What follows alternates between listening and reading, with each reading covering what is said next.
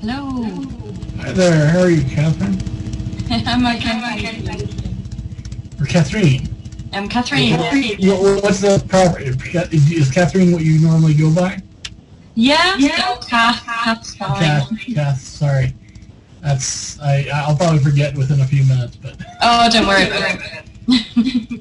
I'm trying to. I'm in a little bit of a odd situation today. I lost my primary monitor, so I'm working on the secondary. I'm kind of drifting off to the side. You'll understand why. Anyway, so I'm just getting everything going here. Actually, I don't want. All right. Well, that's going to be the way that is. So also, you should know that I'm recording this. Yeah, no, I know to record it. You're aware that I've done that in the past, and I just want to make sure that's clear before I go too much further. I may edit out this beginning bit. I'm not sure, but anyway. So, what's on your mind? I'm just struggling with a few concepts. I have this really hard assignment that I understand the textbook. I've read the textbook. I've made many notes on the textbook, and I've come to do the assignment. And it's an interesting question because they're taking previous statements that past students have written and sent to their tutors but got wrong. Okay. And we have to say why they're wrong. Mm-hmm. Right. And I'm finding so many difficult things in it because I don't know whether they're trying to trick me. No question. That's a challenging assignment. And it sounds like a very good one because, I mean, that really is going to get you to do critical thinking. I mean, that's classic critical thinking skills, so. Yeah, it's, but I keep finding, the more I look at it, I think I know that's definitely right, and then I look at it and then I think, oh no, it's wrong. Oh no, it could be wrong. God, it could be right. And, no, God, yes. this is terrible. That's sure. That's going to be a challenge. So I'm sort of, obviously it's my first time attending one of your sessions. That's okay. We're happy to have more people join us, so you're more than welcome. And I know what the San Andreas fault is, so I'm halfway there. It's that last one. I was, yeah, interesting. You know, we get all kinds of folks in here, and I want to keep it open to as many people as have any interest, so. No, I mean, it's great that people are asking the questions, don't get me wrong. Yep. But yes, when you open it up to the public, you get a wide swath of humanity. So far, I haven't had any dogs on here, so. So, any particular questions though, or? Well, one of the things that's really bothering me is one of the statements says the same degree of melting at different depths in the mantle will produce melts of broadly similar composition. And I can find pros and against both of these because it really depends on what they mean by broadly similar. Yes, it does. That is that is indeed a trick. I mean, if they're talking bulk composition, then yeah, it is broadly similar because the mantle is broadly similar in composition as you go down, and so yeah, the melts you're going to produce are going to be similar. But you're right. You know, the degree of melting is certainly one thing, but they're specifying the same proportion of melting. Is that correct? The same degree of melting. Same degree of melting, so that's not a factor. Exactly. That's what I've got highlighted in red quite simply because there'd be a different degree of melting to depth. Yeah, exactly.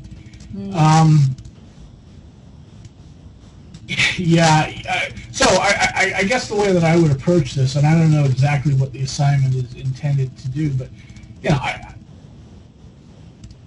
as long as you're not being asked for a simple true or false response. Oh no, there's a whole page of writing to do on this. I mean, just qualify your response. So, if by broadly, in terms of broad composition, you mean is it basalt? then that's the note that you're going to produce. Yeah, then broadly speaking, you're going to get the same. Yeah, because of course they have the basalts all have similar abundances of magnesium oxide and CaO, SiO2. That's similar, broadly similar in inverted commas. But if you're talking about trace elements, if you're talking about all kinds of different things, then clearly the composition is going to vary to some degree based on the depth. So yeah, and I guess I would assume that that's all that question is intending to get out of you. I understand that. Well, yeah, and that's as much as I could. Oh no, I'm not asking for answers. I'm just, it's these silly sentences, like broadly similar composition. Yeah, and this is a problem with whenever a person who teaches geology reads somebody else's test questions. Oh no, faculty members reading one another's test questions. It really depends on what sort of emphasis you've given throughout a semester. This is why I write my own questions for exams all the time. I never use somebody else's questions. I mean, I may modify somebody else's question if I find a good one, but I know what I've stressed and how I've stressed it, and often you can see what the other person is getting at, but it's very hard to know for sure. I actually just did an online quiz based on some online geological stuff, and the real trick is not so much that the right answer is mysterious when you see it, but very often the wrong answers, especially on a multiple choice, when you start throwing wrong answers when you're making these questions, you're usually trying to make wrong answers that sound plausible. Yeah. And you don't always think those wrong answers through entirely, because sometimes those wrong answers turn out to be not entirely wrong. And I mean, of course, a well-designed quiz, I know this from years of experience. Usually the first time you start writing test questions of any sort, and multiple choice questions in particular, you're going to have a few that are a little bit ambiguous, and you're going to have a student who's going to be bright and who's going to catch that and call you on it. And so, for me, there's no question that my test questions the first year that I taught, and the first 2 or 3 semesters that I taught, were probably somewhat more variable than the last couple of years that I taught, where I already kind of weeded out all the things that I knew were ambiguities. Yeah. And was down to questions that I was sure there was one right answer for. And there were a lot less students coming in complaining, which it's always good to not have students complaining. Well, of course. It's so hot because I'm studying with the Open University. We have, we've worked from a book, so when the TMAs come, it's completely random what we get. Yes.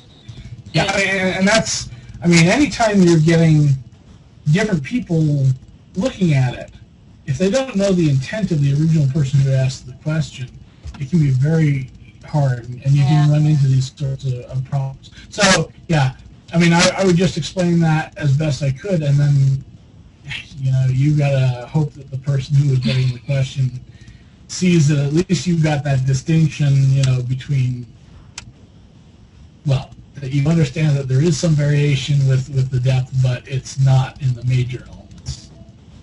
Yeah. That's all I could say on that one. That's interesting. It's a good question. I'm pleased to see this is being taught in an online fashion. That level of question.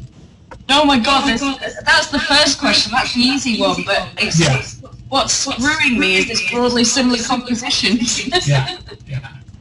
No, it's level 3. So. Now, if I were taking that test in a classroom setting, I would think it reasonable to ask the professor to clarify what they mean by broadly similar.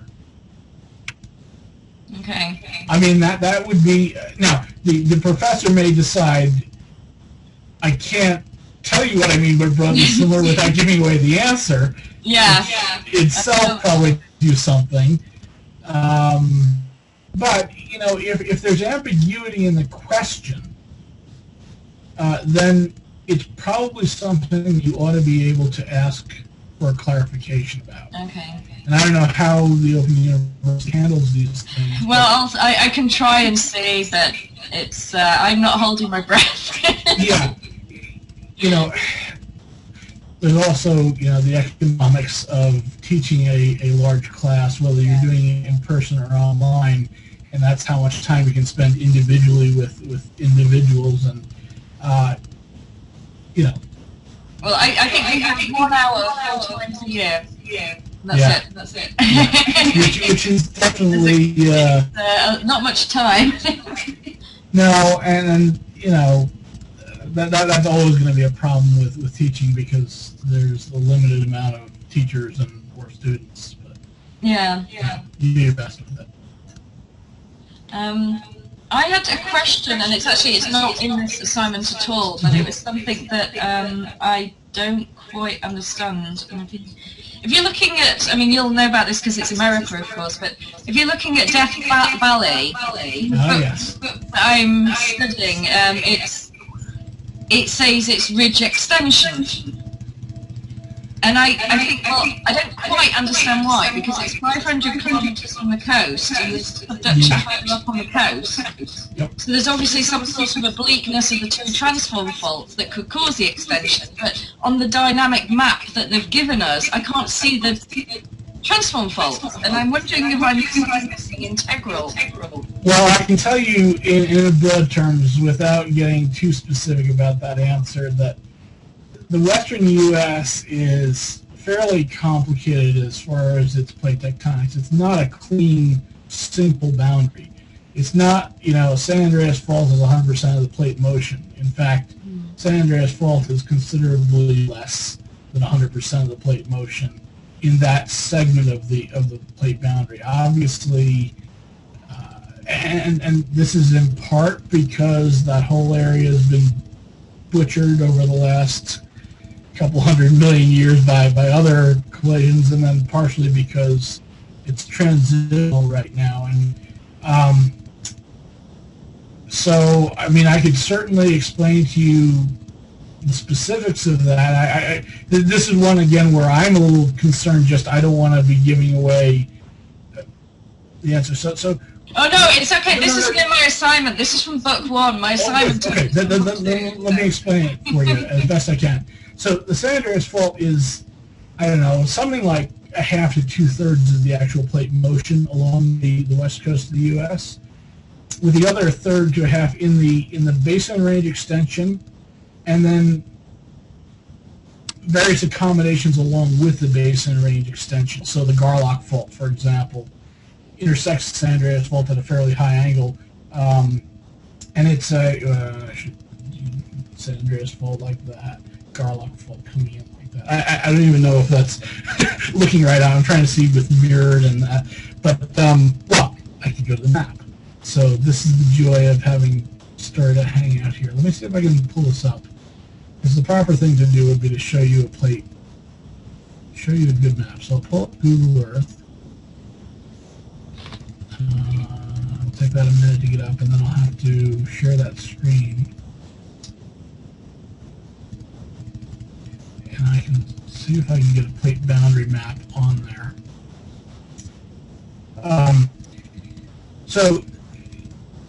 But to speak broadly about that, you know, Death Valley is certainly part of the Basin Range province, which is extensional overall. There is some transform motion in there as well, so it's not purely extensional. And in fact, Death Valley is one of the most active parts of that extensional boundary. Now I'm just trying to pull up. Ooh, you never find the things that you want when you need them. So Sorry. well, no, I'm not Google Earth. That's not a problem. I was hoping to find my. I've got a plate boundary map in there somewhere, but it's not. It's not handy. This is. That's okay. Let me share the screen. Let me get this larger first of all, so you can see it, and then I'll share that screen. Okay, and you're seeing Google Earth now? Yeah. Yeah. Now, is that stretched for you, or does that look? Oh, that should look about right. Oh, that looks good. Yeah. Okay, so now we're zooming in on the western U.S. And here's where I'd really like to have that plate boundary map. Oh, I must have a version of it here somewhere. Where is it? Ooh, maybe this is the one. Ah, yes. Okay, well, it didn't show up as dark colored as I was hoping, but it's kind of there. I don't know how well you can see it. It didn't show up dark at all. It's got the basics there. Okay, so here's the San Andreas Fault. Can you see that? Yeah. Mostly transform. It's a red line up here to the north. Then it's a white line through the transverse ranges where it's kind of transpressional. Yeah. And then it's more or less strike slip pure again down here through the Salton Trough. Okay. Death Valley sits up here. That volcano Ubi crater is at the north end of Death Valley. So I'm going to zoom in on Death Valley, but this is part of the whole Basin Range. The Basin Range runs from, well, really northern Mexico, clear up through Nevada into southern Idaho, all right, and includes this area of the Nevada-California border where Death Valley is located. So let's zoom in on this. Now, you're not going to see the smooth zoom that I'm seeing. Well, when I stop, it should show up. Okay, and it'll take a minute to get clear for you. You see Death Valley labeled right down here? Yeah. Yeah. Okay, the valley actually runs kind of northwest-southeast. And along the valley floor, you've got an active fault along the west edge of the Black Mountains. All right, and that's a normal fault. All right, an extensional normal fault. Actually, it's got the beautiful turtlebacks. It's one of these. Yeah. There's a lot more detail that we could go into there, but for now, let's suffice it to say it's basically a normal fault, and that's what's dropping down the valley. So Death Valley itself is basically a half graben. Yeah. Yeah. And then the Panamint Range here to the west is that block, but the uplifted end of that block, whereas the downdrop block is here to the east. It's also transform motion, and you can see this in southern Death Valley. There's a little cinder cone down there that's actually split in two, and there it is. So I don't know how well you can make that out, but this here is a cinder cone, and there's where is it now? The fault's pretty obvious right along there. You see how those are truncated facets right there. There's the cinder cone that's actually split in two. So there's another strand of this fault. There's a little bit of fan there. Cinder cone in the middle of it. And the cinder cone, although it's not thoroughly obvious when I zoom in on it, it's actually split in two, and there's a fault running down the middle of it. Yeah. And you can see it's actually offset in a kind of right lateral sort of sense. Yeah. Yeah. All right. So that's just a little detail of this whole thing, but it's kind of a microcosm of the larger geology. Again, mostly it's extensional right along here. So along the range front where you see these beautiful alluvial fans, there's Badwater, which is the lowest point in North America, 282 feet below sea level. This alluvial fan, which gets the nickname Agnes, actually has a fault scarp up here at the top end of it, which you can see really well from the parking area. It's not maybe quite so obvious here in the map view, but I mean it's the alluvial fan has this beautiful slope to it, Yeah. that is just truncated by this normal fault scarp. And it's a prehistoric earthquake that caused it. Now, the other thing I would love to be able to do, but I know it's not going to work properly, would be to actually show you a gigapan of this. Because I can actually show you a gigapan and zoom in and show you the view from there. But I'm not sure it's going to work. Well, it won't work on the gigapan site, but it may work in Google Earth. So give me a minute to see if I can find this one. I know I've got it in here. It's just going to... And if this is getting to be too long an explanation, just... Oh, no. I mean, as long as there's anyone else online, is there? Or is there? I don't think anybody else is fighting for access here. Okay. My California gigapens here. Here we go. Death Valley. Oh yeah. Dante's View. Stovepipe Road. Dante's View. Devil's Golf Course. Badwater. That's what I want. So take me to that panorama.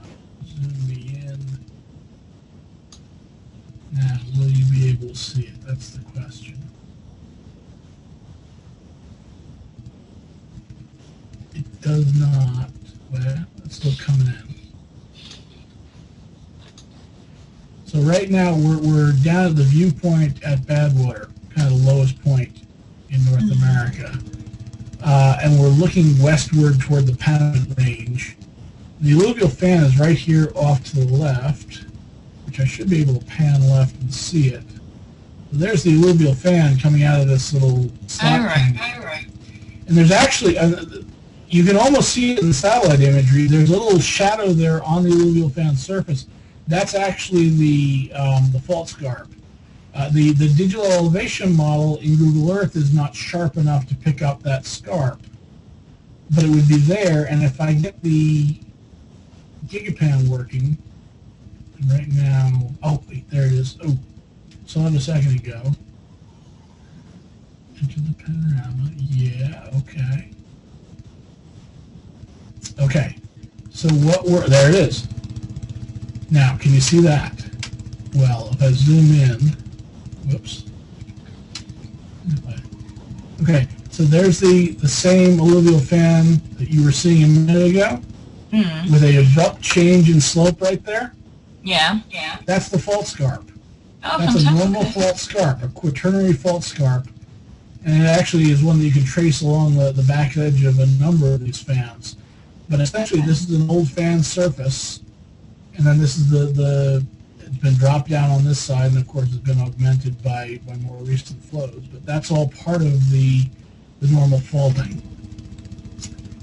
So that's, yeah. And then the neat thing about the gigapans is we can pan around to this side. Give me a second here. It's always fun if you get down there. And I shot this gigapan, so I should be able to find the location I'm looking for. Well, I'm yet to leave Europe. I've lived in France and Germany, but I have a list a mile long of things I want to see. I've only been to Europe once myself. Yeah? I've been to Switzerland, Italy, and the Alps on a geology field course. Alright, so where is the thing that I'm looking for? It's somewhere up on this wall. Oh yeah, there it is. So it'll take a minute for it to zoom in, but can you see the little thing 200 feet, 300 feet up on that wall? It says sea level. Oh, yeah. It's always a little bit sobering to look up on the cliff wall and say, oh, we're below sea level. So that's the view from there. Let me zoom back out here so you get the map view. So at any rate, the ultimate point here is that a lot of this extension in the basin range is part of the plate boundary, and so this is an unusual plate boundary in that it's not a discrete single fault. It's really a diffuse plate boundary. You really only find diffuse plate boundaries like this in continental regions. It's because the continental crust is weaker than the oceanic crust. Yeah. Well, it's not the crust so much as the lithosphere. The Yeah. crust is the reason, but the lithosphere is really what's weaker. But the fact is, yeah, although the San Andreas Fault is always identified as the plate boundary, the actual plate boundary is a couple of other faults offshore that are part of this strike-slip motion, plus some strike-slip motion that continues into the basin range, and then the extension of the basin range. So it's really not a sharp, discrete plate boundary there. And that will certainly throw you for a loop if you're expecting a nice, simple, subduction zone, strike-slip fault sort of boundary. Yeah. I mean, in fact, the Rocky Mountains are another symptom of this whole thing, an earlier stage of this collision, but they're 1,000 kilometers from the coast, and yet they are the result of plate boundary interactions along this edge of the continent. This is a little bit like if you think of India-Asia colliding, and the fact that you got deformation clear up through China up toward Lake Baikal in Russia. All right, that's another area where you've got a broad zone of deformation. What you don't have here is the other continent colliding with North America.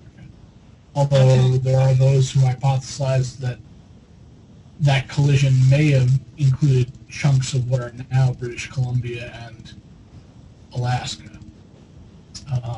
I'm not among those who agree with that, but that's certainly been one of the suggestions.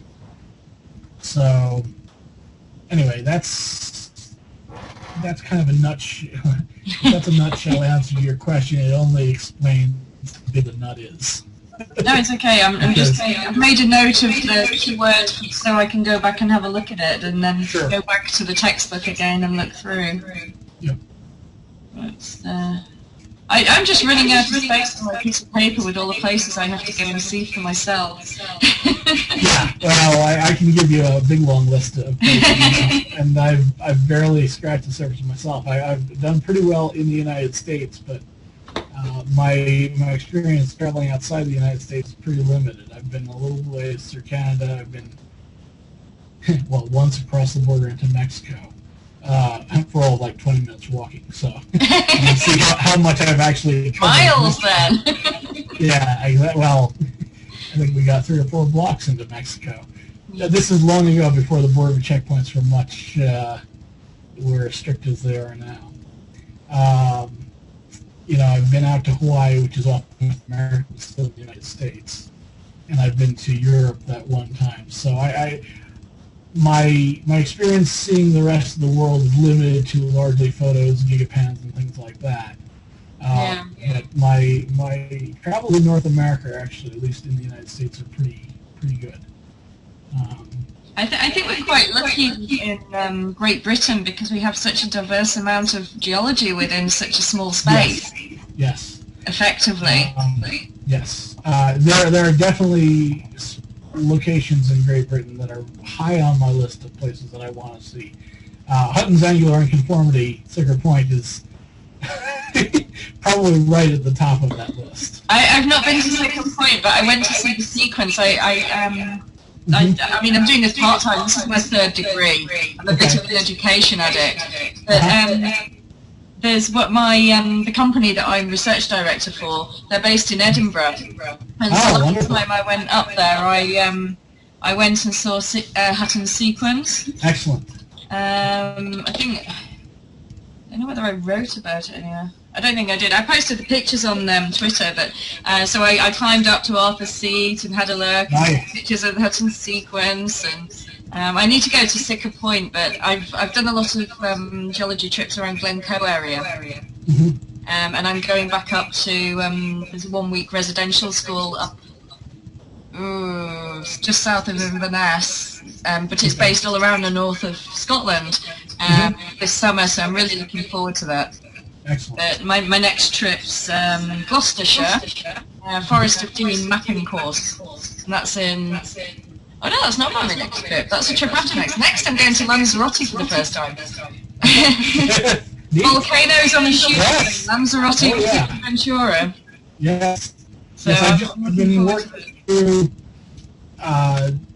right now I'm sorting through all the gigapans with geologic content, which is quite a task, but there are a number of them. Somebody early on got out to Lanzarote and a couple of those islands, and there are some spectacular gigapans of the lava flows and the cinder cones and such. So I'm very excited. I would be very excited to see that.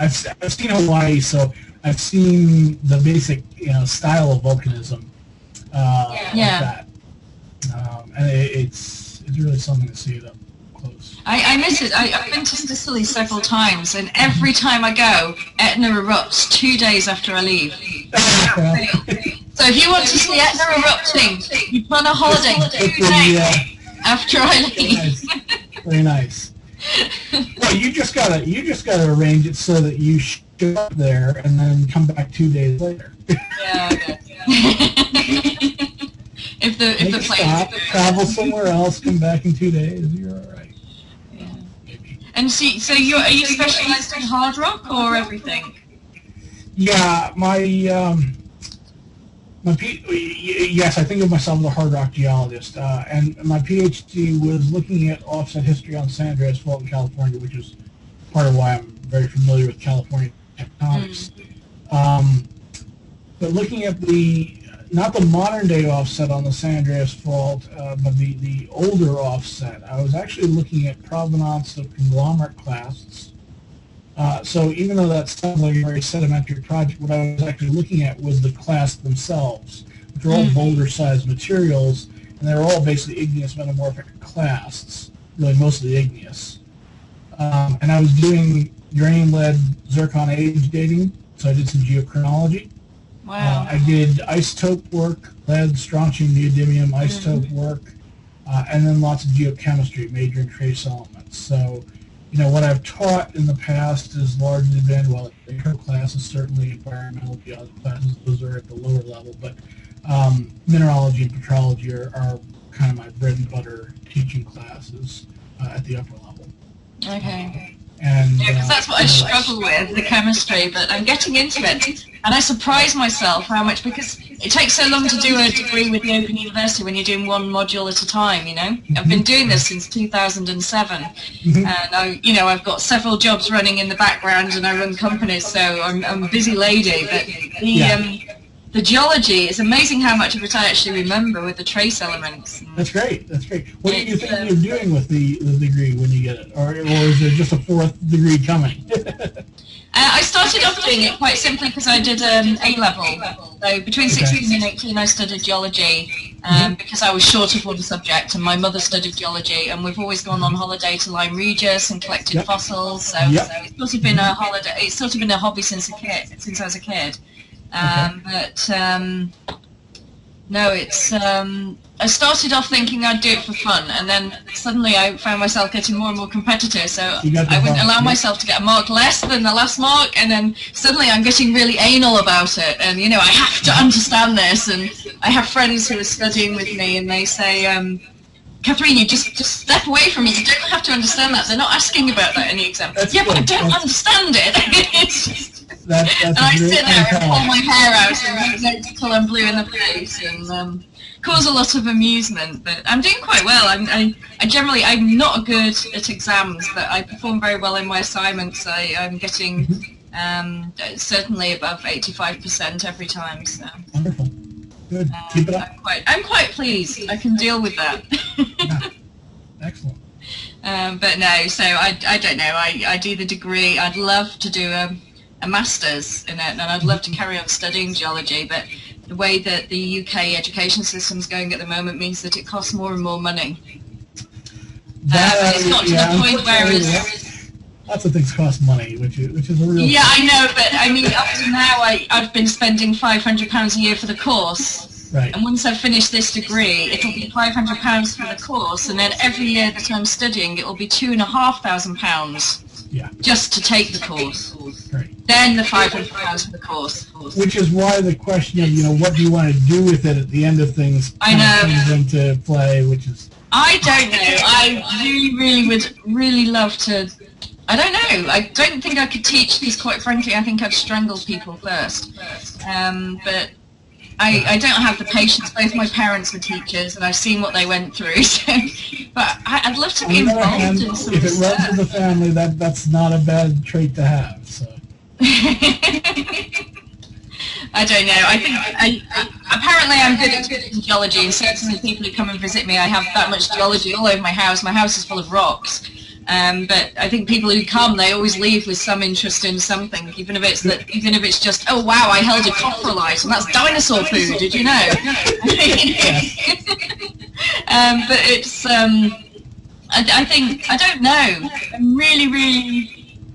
Well, you don't have to know, and it was just a curiosity question really on my part, because it's always interesting for me to learn how people get interested in science, because certainly in the U.S., you get earth science as part of commonly like your 8th grade studies, out of the 12th grade, but it's usually the 9th through 12th grade classes that are the college prep classes, which is when people are thinking about majoring. And so very often there's no earth science class in that sequence. So a lot of students don't think of geology even as a major until they get to college. And then, you get them in their junior and senior years, and they get interested, and it's already, they've already got a major selection and things like that. So we're always kind of curious how we recruit people, but also then it's nice to know, what one is planning on doing with it, because that's. I think the thing is, I would love to get out of market research business that I'm part of. I would adore that, but I'm 33. I'm not getting any younger. I'm not going to be able to get up a hill very quickly in order to take measurements. I think the time's passed for the running up hills and collecting measurements, quite frankly. So I think from the realistic part of me sort of kicks in, and it says, well, I'm going to continue studying geology until I run out of questions. And that poses a problem, because the more I study, the more questions I have.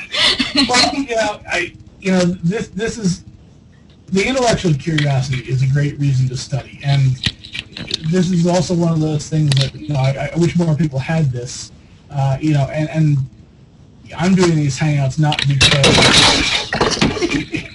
I'm losing my I know, I figured I can see. Hang on, I think you're going to get moved. I think the damn thing's breaking at the moment. Oh dear.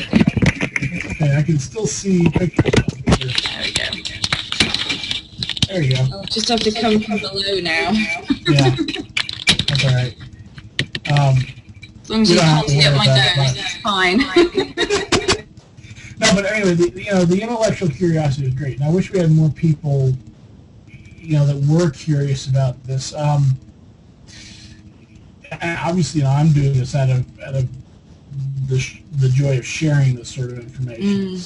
That's something that I'm making money at right now. I'd love to make some money at this, but it's, I'm doing it because I enjoy doing it. Yeah. And, I don't know. But I'll tell you something for nothing. I've been at the high-earning end of business. I mean, I'm not there at the moment. I work for myself. But I've been there at the high-earning end, and I would much rather be doing something I love and enjoy and I'm interested in than something that brings in the dosh. There is no happiness in money. Yeah, but there's no happiness in no money either. So, oh no! I mean, or there's a limited amount of happiness. Well, I'm just planning on winning the lottery. Yes, well, that would be a nice solution for all. Architect in America he's created a house in the shape of a nautilus. Oh, neat. And I'm gonna buy this house. I've decided when I win the lottery. Excellent. Sounds good. No, I wish there was something I could say that was my goal with this, but I don't. Realistically, I think I've gone past that point where I could stop being a scientist and doing it. There's certainly, the climbing the hills, getting the measurements and stuff like that. That's a part of it, but it's not the whole thing. There are branches of the science that don't have a whole lot of that. And once you get beyond a certain point, you send your own graduate students up the hills to grab the measurements. So that's another way of approaching it. Yeah, I guess. You can hire that labor. But yeah, the curiosity, I certainly get that, and I like that, and glad to see people doing it. I can't stop myself. It's always been a hobby in the background the whole time, and I think I moved back from Germany with who knows how much kilos of rock. Yeah. Storing that as well as just of the moving guys. Well, hey, if they took it, I'm sure they're charging you by weight. Oh yeah, it was just funny because they said, you know, what have you got, rocks? And I said, yeah. Yes. I've answered that question in the affirmative on airline flights coming back from Switzerland. I brought, as much as I could legally take on the plane, I think. I'm planning on dumping half my clothes in Lanzarote in exchange for the rocks I collect. So. Fair trade. I think so. If I take the older clothes, it doesn't really matter, you know. Yeah, exactly. Well, it's been lovely talking to you. Thank you for telling me. My pleasure. You know that I run these things every Monday and Thursday. Sure. Which is, 2,200 in the UK? Is that right? Yeah, I'm in the UK, yeah. Okay, so, yeah. All right, well, thanks for coming. And thank chatting you with for talking. And if you're ever in England, give me a shout. I will certainly do that. I'm actually in the midst of catching up on my Doctor Who episodes right now, so I'm absorbing my British culture. Oh no, it's getting really good actually. Yes, good. Yeah. I'm right now on season 5 of the new ones. I just 2 or 3 episodes into the Amy Pond era. Yeah. Oh, that's one of my favorite series actually. That series is one of my favorites. I have them all on DVD upstairs, much to the disgust of most of my friends. But it's a good thing. I think so too. I just there's a really amazing shop in London apparently that sells all the paraphernalia. And my friend went there and he found the statues and all this, that, and the other. And then I went online onto the shop and I saw the statues and I just wrote on Facebook, "Is it really sad that I want to buy this?" And then everyone wrote back and said, yes. And I thought, oh my God. I was expecting everyone to agree with me and think it was wonderful. It's interesting because, I mean, it's got to be a pretty integral part of the British culture. For the United States here, it's really one of these things that it's a much smaller group of people that are actually aware of it. And in fact, the people who have turned me on to it are in fact a bunch of geologists who are continually making TARDIS references like this. and I realized, okay, I've got to understand what these people are talking about, and so I'm enjoying it. I'm thoroughly enjoying it. But, it's really nice. I mean, I grew up with it, of course. Yeah. I remember as a kid hiding behind the sofa from the Daleks. I remember my mother taking me and my brother to Blackpool to see the Doctor Who exhibition. And I remember it vividly because it was the first time I heard another language as well. And the person, or I thought I heard another language, and the person in front of us was, oh, hello. I just welcome Charles. How you doing? We've got a friend. Hello. Hello. Hello. Getting a lot of static, a lot of fuzz. I'm not sure what's going on. It'll clear up. Listen, Ron, I will log out and then you can deal with the next person. Very nice talking to you, Catherine. Have a nice day and talk to you soon. Speak soon, bye. You know How's it going? Pretty good. How about you? I'm okay. Audio quality here is real bad. Okay. I don't know what I could do to make it better. Are you getting an echo or describe the problem? I don't know. When you're talking, it's really muted, but it's like really like staticky. Well, I don't know what that would be. Yeah, weird. Yeah. I don't know. It's not been like this before. Must be the connection or something, I guess. It could be, and I don't know what to do. You're coming in crystal clear, so... Okay, good. For what that's worth. So not a lot of takers today. No, I didn't do much to advertise this one. And you just saw Catherine. She's the only one who's been on. Actually, there were 2 or 3 people on just real briefly, but they didn't stick around to talk. So yeah, it's been a fairly, actually, Catherine came on just after the beginning, and you just cooked the end of her, so. Okay. Coming in one at a time, more or less. All right. Slow news day, I guess. Okay, I don't mind that. Good conversation. Yeah. So they made some changes to the Hangouts recently. I think I saw, right? Do you know what exactly is different? Well, how recent changes are you referring to? Because there's one thing I can show you. Well, you can see right there, which is that capture moment on the top. See the little button that says capture moment, right? Share screen. No. I've got an invite, Yeah. share screen, and then it's blank. Oh, okay. Well, I've got a capture moment there, so I can actually do a screenshot, essentially in the midst of this. Didn't realize you wouldn't have that. Yeah, that must be new. I'm not seeing that. Yeah, that is new, and I guess it's only on the host end. Actually, I can look over. Yeah, I look over to my left, and my recording machine does that. So I've just not paid attention to that before. So it's only available to the host? Apparently. Yeah. Okay. But I guess if you want to do a screen capture for whatever reason to advertise the bid or longer, what have you, Cool. you can do that. I haven't really used it much. As far as other changes go, I know that they have the broadcasting and the recording capabilities out there now, but they're not widely distributed yet. It's still a very limited group of people that have that, so I don't yet. Yeah. Recording in an ad hoc sort of way here. So that's all I'm aware of. Are there other changes that I missed? Well, I think that they moved one of the features of sharing a screen from Hangouts with Extras to the regular Hangouts. Oh, that would be actually really useful. And I've been doing just Hangouts with Extras all the time, so I haven't really looked at the regular Hangouts.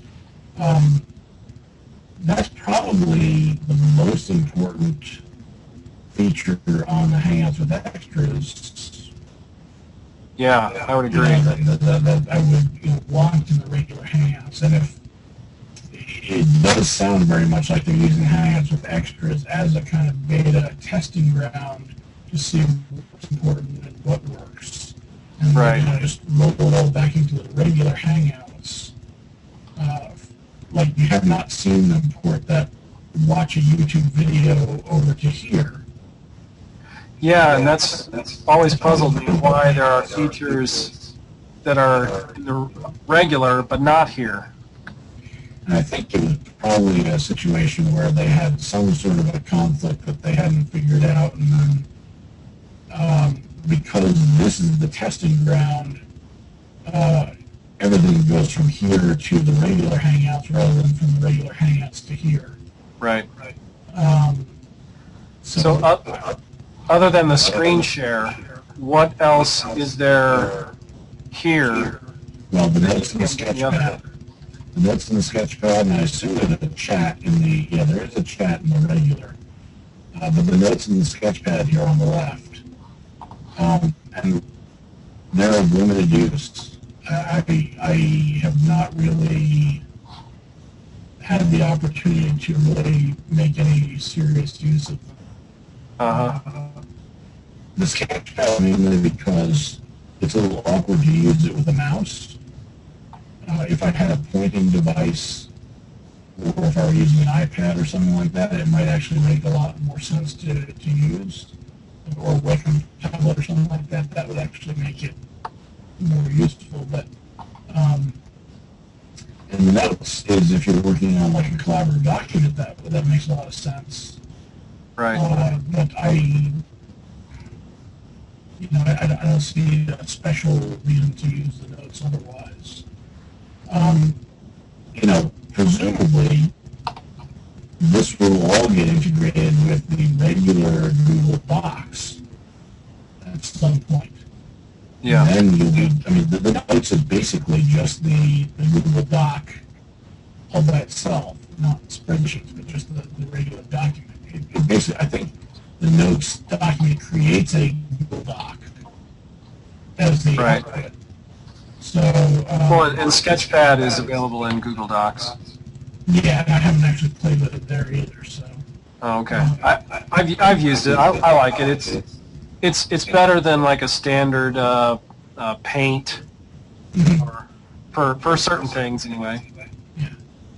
I mean, if I were trying to illustrate something, I needed to draw something, then I would presume that you would try. I just haven't really had that need. Yeah. I tend to, I did it with a colleague when I was just trying to create a concept map. And so it's just text and lines, simple thing. And you could share the document, so that's really nice. But I haven't used it a lot either. Have you been using the Hangouts in your classes? I'm trying to. Office hours or what have you? Yeah, I'm still trying to get them involved. It's a little difficult because not all of them have Google accounts, and not all of them have webcams. So, and my classes are pretty small. Obviously, geology at a small college is not going to be huge enrollments. So I'm teaching structure this semester, and I've got 9. So I'm hopeful that that I'll be able to get a couple of Hangouts going. Probably when they have an assignment due. So we'll see. I'm going to try the first one on Monday evening because they have their first lab is due Tuesday, and they were doing orthographic projections, which are always kind of a pain, kind of a steep learning curve. So I'm going to see if I can do one then. And actually, Brian Schrock, you probably know who he is. He's my TA, and so he's pretty active on Google Plus. So that'll be helpful. We'll see. I'm hoping to get somebody who can work it along with you to right. at least show the potential of it. Right. Well, anyway, I'm going to take off. I've got a meeting I've got to get to at 5 here Central Time. Just wanted to check in and say hi. All right, nice talking to you. See you around. I'll see you soon. Yep.